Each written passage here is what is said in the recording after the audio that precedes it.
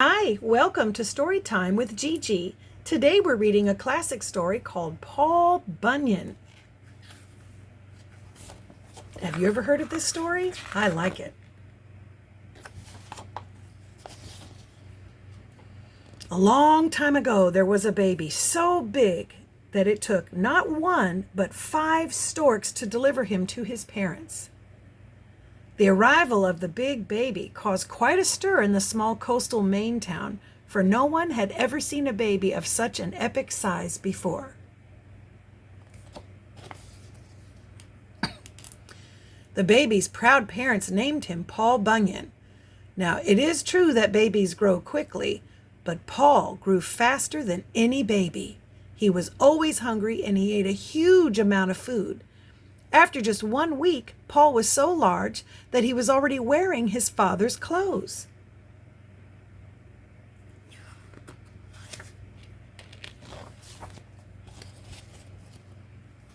One night, when the ocean was peaceful and everyone in the town was nestled snugly in their beds, Paul drifted off to sleep too. Unfortunately, Paul moved around quite a bit in his sleep. In fact, he rolled around in his sleep so many times that night, he caused an earthquake. Wow. The people of the town moaned and groaned. It seemed like Paul was always disturbing the peace somehow, even when he did regular things that everyone did. And it was all on account of his huge size. "This just won't do," cried the townspeople. "Paul has to go." Aw.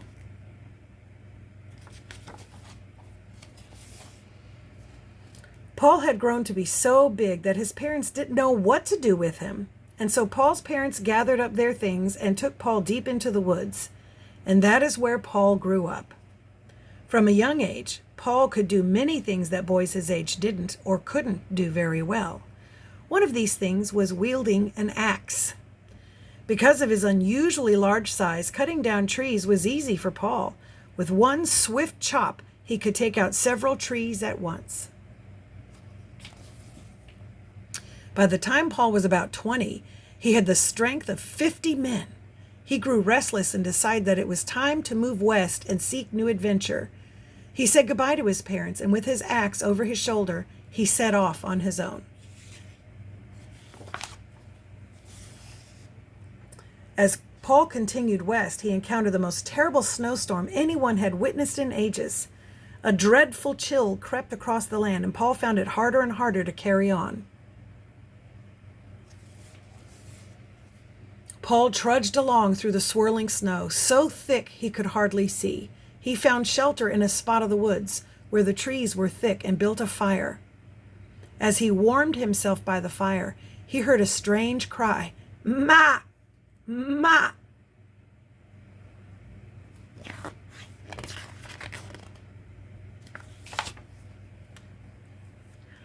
What could that be? Wondered Paul. He followed the sound, making his way through snowdrifts until at last he came upon a large animal frozen in the snow. It was certainly no ordinary animal. It was giant blue baby ox. Paul bent down, picked up the ox. He carried him back to the fire to warm up. Paul and the blue ox became fast friends. Paul named him Babe, and the two were inseparable. Babe continued to grow, and before long, the horns on his head reached the top of the tallest trees.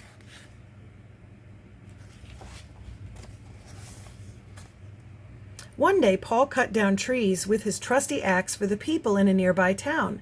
They needed the lumber to build all sorts of things, like new houses, buildings, and barns for the growing population. Babe helped him with the work by rolling the logs to the river so they could float down to the sawmill. This gave Paul an idea. He and Babe could be traveling lumberjacks. That way they could see the country and help out people along the way, and they were already a great team. When they arrived at their first logging camp, the lumberjacks were certainly surprised. They have never seen such a giant man and ox before.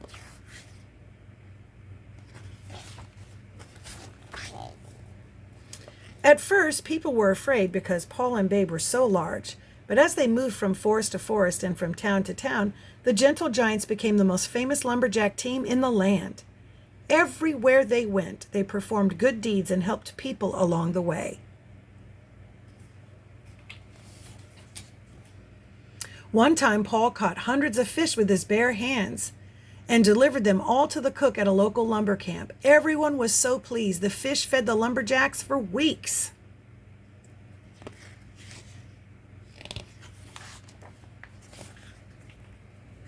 Another time, with one stomp on the ground with his giant hoof, Babe made a public pool for a town to enjoy during the hot summer days. Paul and Babe's good deeds were endless.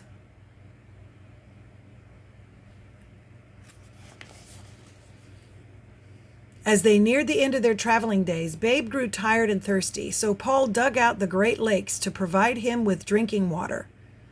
Then Paul turned to Babe and said, "It's time to settle down, Babe. Where shall we make our home?" That's when they settled on the edge of the Big Onion River in Minnesota and started their own logging company.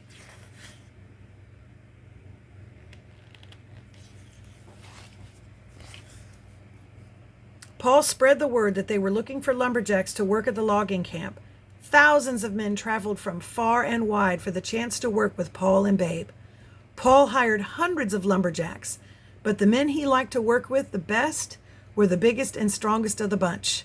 They came to be known as the Seven Axemen, and each was named Elmer, so that when Paul called their name, they would all come running at once.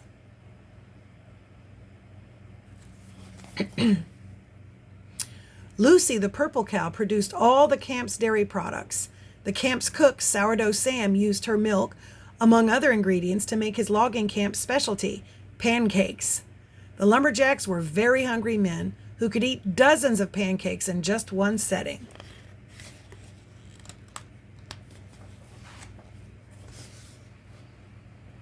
They had such large appetites and ate so much that something had to be done. Paul turned to Ollie Olafson, the master blacksmith, who had specially crafted Babe's giant shoes. Ollie made a giant iron griddle so that Sam could cook a whole bunch of pancakes at once to fill all the hungry lumberjacks' bellies. Paul and Babe's logging company lasted for many, many years. It became the biggest logging camp in the land. But it was not without a few snags along the way. Mosquitoes were a problem at the camp. The lumberjacks were getting bitten all over.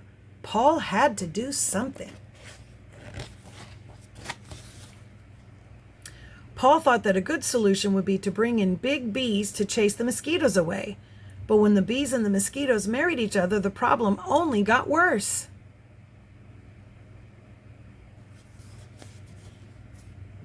One day, the bees and mosquitoes noticed a sugar boat that was bringing sugar to the camp. They swarmed the boat and became so full from all the sugar they ate that they couldn't fly anymore and drowned in the river.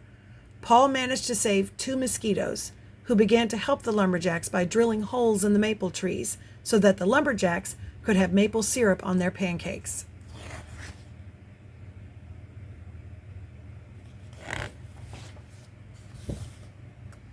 Now the lumber company is gone, but what about Paul and Babe? Their legend lives on. If you listen very carefully the next time you're in the woods, you just may hear Paul's far-off cry, "Timber!" And that's our story. I hope you liked it. Make sure you like and subscribe and share with your friends. Bye until next time.